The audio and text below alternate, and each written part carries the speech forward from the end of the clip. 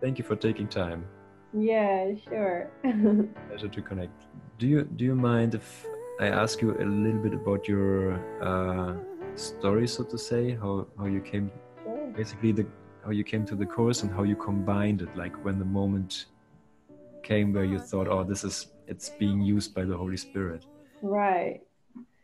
Yeah.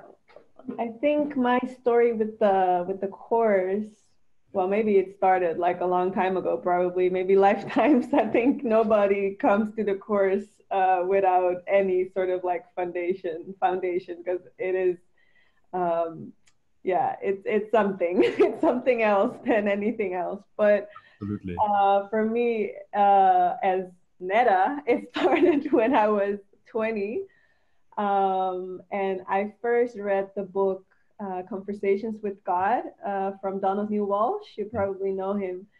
And at that time, I was just still so allergic to the words God and Holy Spirit and even Jesus and everything. It was like, no. And I think most people, especially in Europe, recognize that. Like, it's not in America, I feel like there's much more openness about God. Everybody is raised with the word God. And in Europe, it's more like, oh, that's only reserved for extremely religious people. And if you're in spiritual circles, you'll say, divine spirits or the universe or just love, you feel more comfortable with that. So I remember just reading that book, Conversations with God, and it had these huge letters on the cover, God. And I used to literally cover those letters with my hands or with like a different, like put a magazine or something around it when I was like sitting in the train or in the metro, just so that people wouldn't think that I was like really religious and reading this super religious book.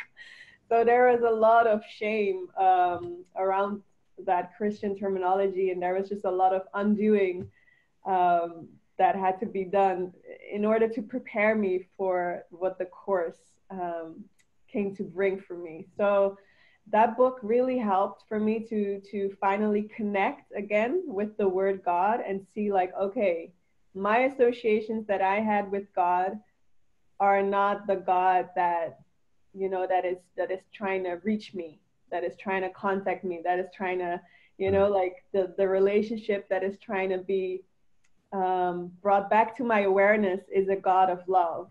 And that felt very deep for me. I remember just crying when I read that book. It was like, whoa, it's like this.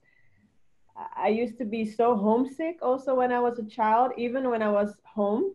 And I would just feel this deep sadness and this deep longing back home. But I didn't understand because I was like, I'm here, I'm here. My parents, I had great parents, and but then I realized, like, oh, I was homesick for God, like my true home.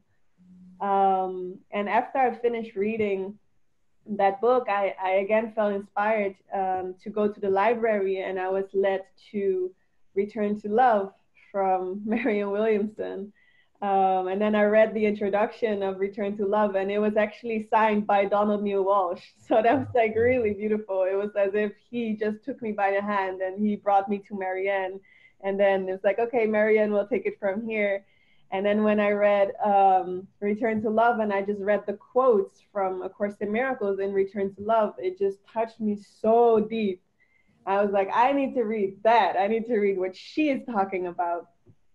So I went back again to the library, and I remember just seeing that big blue book, and I was just holding it like in my arms, like I was just hugging it and just feeling like, oh my gosh, this is going to change my life.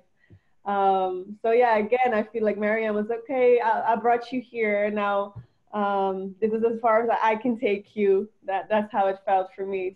It's my relationship to her as a teacher, and then she brought me to the course, and I don't know, it just felt so deep. When I in the beginning I didn't understand everything, and there was nobody around me that was studying the course. YouTube wasn't really happening yet, so I didn't even know about different teachers. I didn't know anybody. I just started reading. I didn't know anything about it neither, but I just started reading, and it just felt so deep. And only after I think 3 years of just studying for myself is when I joined a study group here in Rotterdam which was really nice to finally connect with other course students and have like a really nice course teacher that also really doesn't compromise with the course teaching. She's a very good and beautiful teacher. And she even asked me in the beginning, like, "Oh, you're a singer. Will you ever sing about the Course in Miracles or sing like spiritual songs or something?" I was like, "No, no, no, no, no, no, never. I would never do that." And then, like, I think now something changed. yeah, it was like 4 years ago. I came back from 9 days of work with Byron Katie. So maybe, yeah, I think a lot of stuff also opened up during those 9 days. And then when I came back, I think about 2 weeks after, yeah, you probably heard the story that I just felt as if I was pulled towards the piano, and all of these songs just started to pour through with lyrics coming from different workbook lessons from A Course in Miracles. And the songs just played themselves and they just wrote themselves. And I was just really shocked. Like, what is this? Yeah.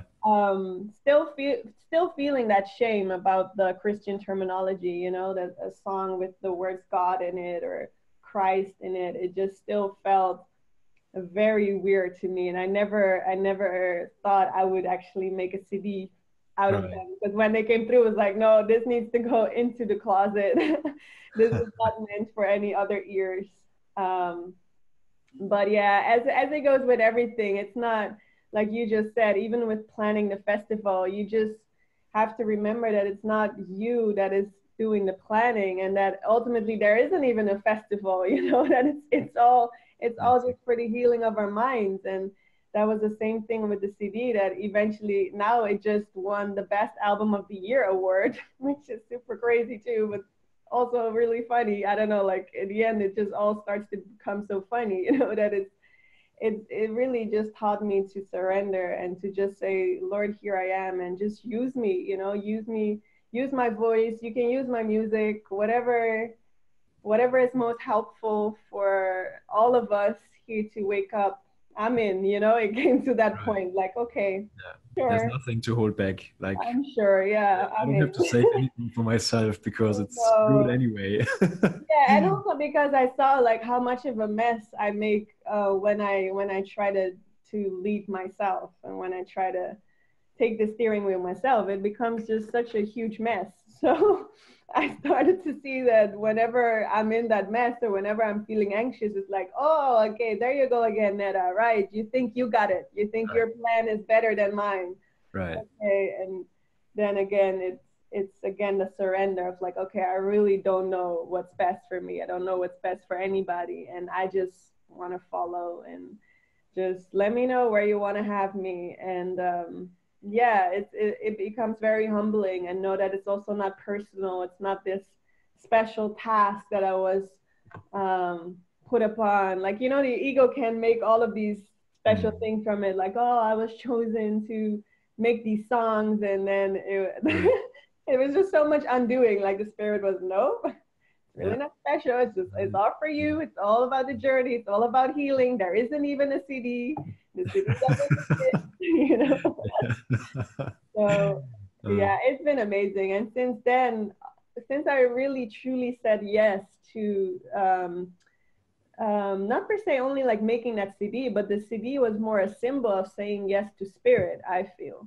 It was more really saying yes to salvation, yes to the plan of love, the plan of God, instead of the plan of the ego, which is just doing everything yourself and trying to make the dream be really great instead of trying to actually wake up from the dream.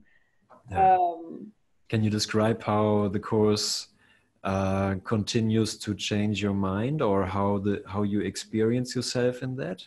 Because like it starts for most course students, it starts off with withdrawing from the world, or with some at least withdraw from the world. There's no world, I just do my inner work and that's it. But you chose to listen, to be really active in that sense, and to be available in you know, with your abilities. And do you see how this is working within you, how the course is working within you while being Yeah. active in the world? Definitely, definitely. Because I see like everybody I'm working with is myself. I noticed that for my mind, it's most helpful to see my mind in other people. So also like when I'm working with like in prison, for instance, it's just for me, it's like it's an amazing backdrop for healing because it feels like there's a magnifying glass on my own mind by just witnessing these boys I'm working with.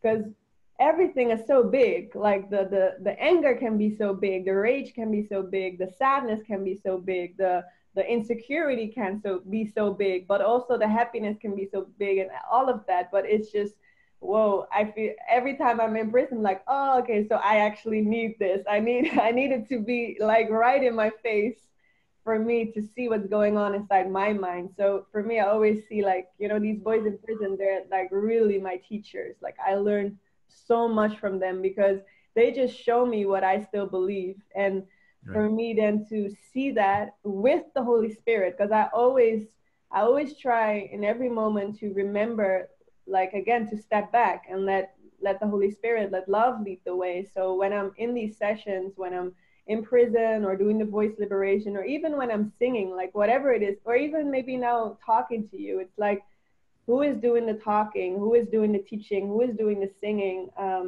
Do I dare to step back and allow Spirit to take over and Spirit to talk through me and teach through me? And then, like I said, just like in prison, when I invite the Spirit to look at what my body eyes are perceiving as anger or sadness or insecurity or whatever, and then to just see like, no, it's not true. What you are is still innocent.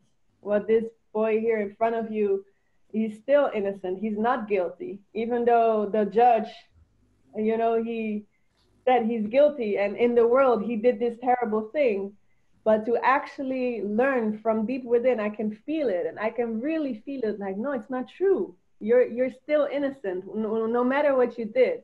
And then to teach that also, not always in words, sometimes even in words, I'll say it when I really feel to say it, I can say it, but sometimes it's not even needed to say it, but just to know it in my mind and look with that knowing to the other boy, I just see miracles happen. I see eyes open, and you see a sparkling in somebody's eyes, and as the Course says, whatever you teach is strengthening your own mind, and teach only love, for that is what you are. And I feel like the Spirit can use anything for that purpose. Like with me, it's music and voice liberation, but for somebody else, it's whatever. Like it can be anything. Anything can be used by the Spirit. So, and maybe now indeed there's a time where I'm more going outward and I'm going into the world and I'm traveling and I'm teaching. But maybe again, there will be a time where it's more inward. Like, I don't know, like I don't really, care so much about that plan. It's try to go with the flow and go whatever feels guided.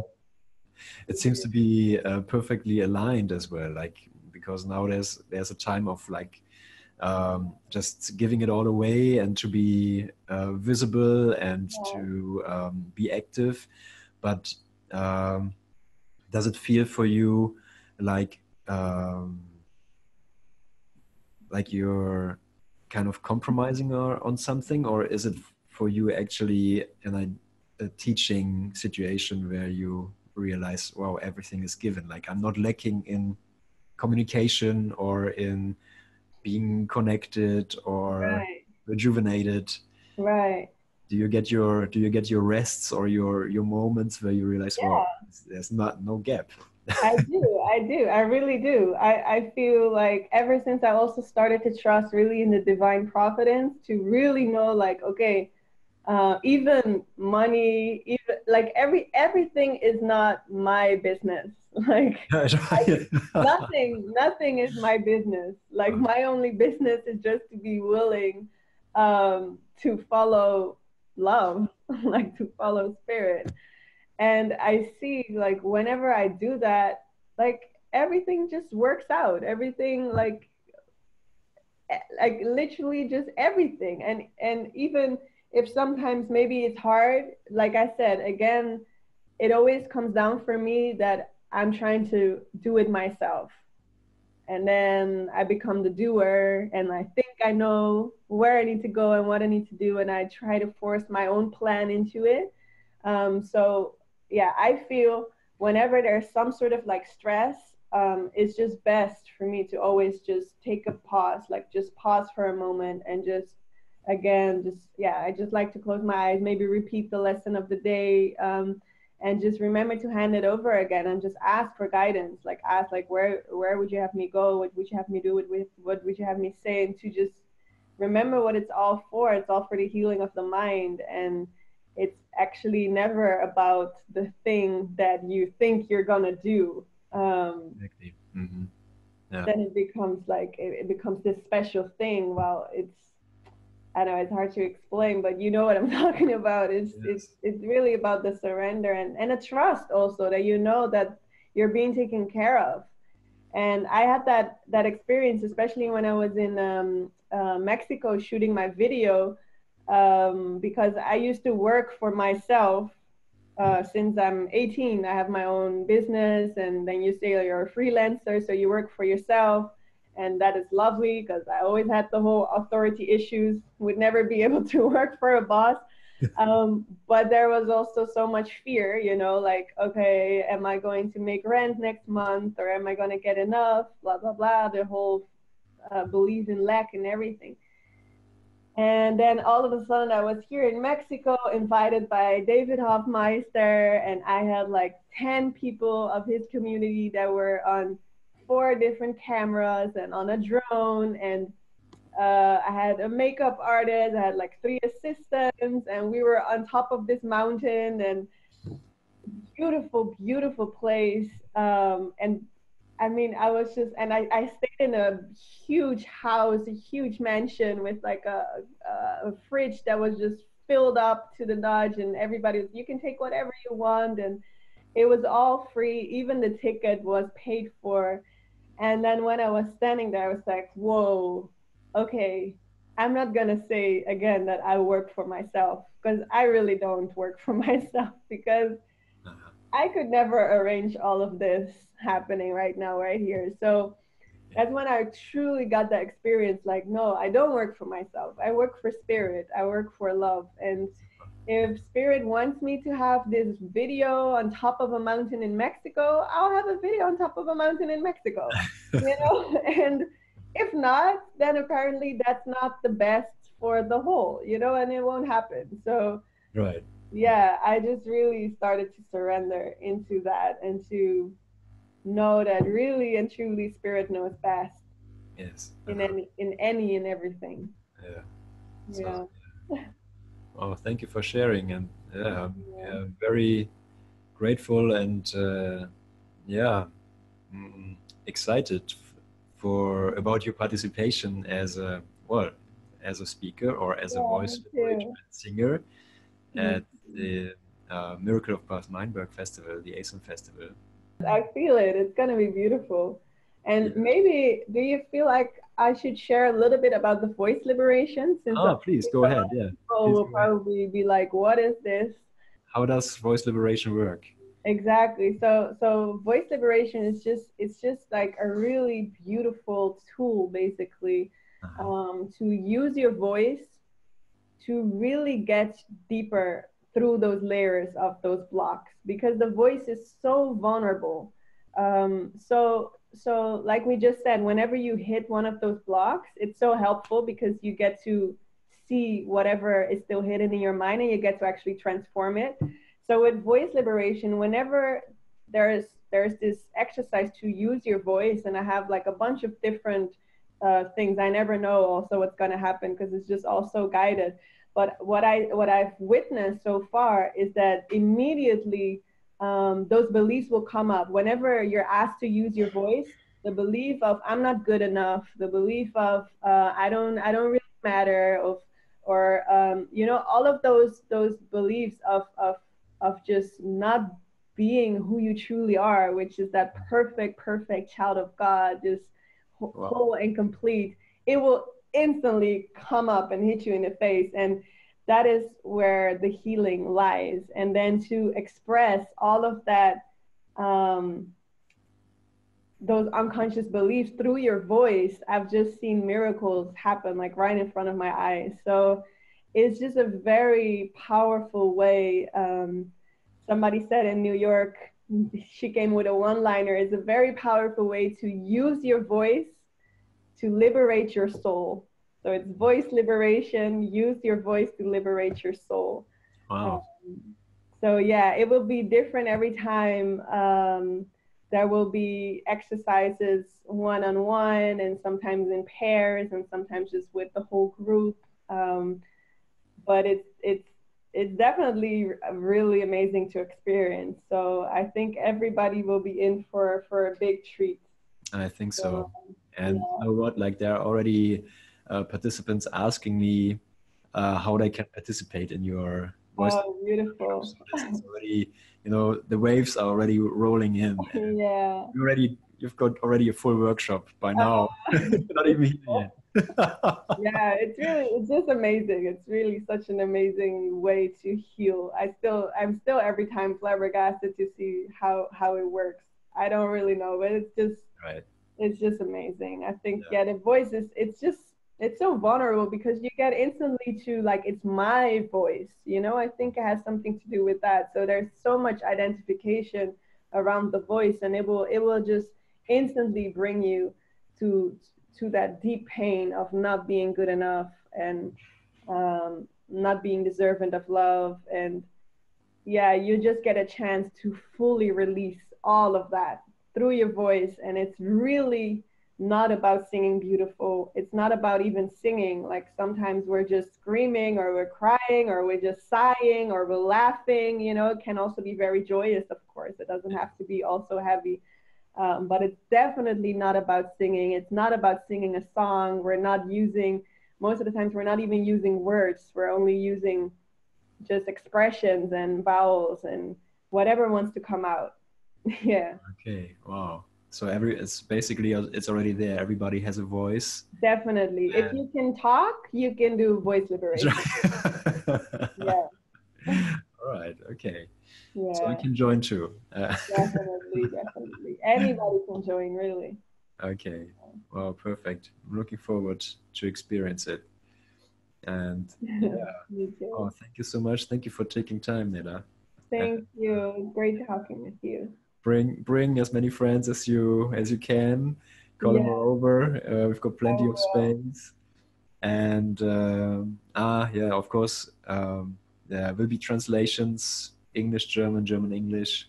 Oh yeah. And so we can all communicate with each other.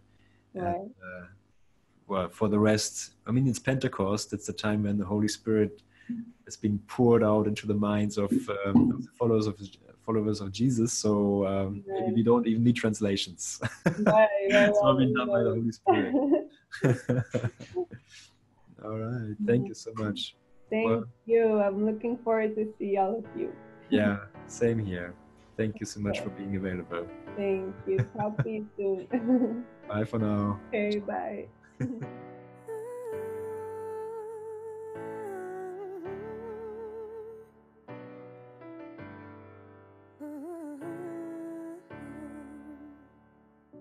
Father, today I only hear your voice.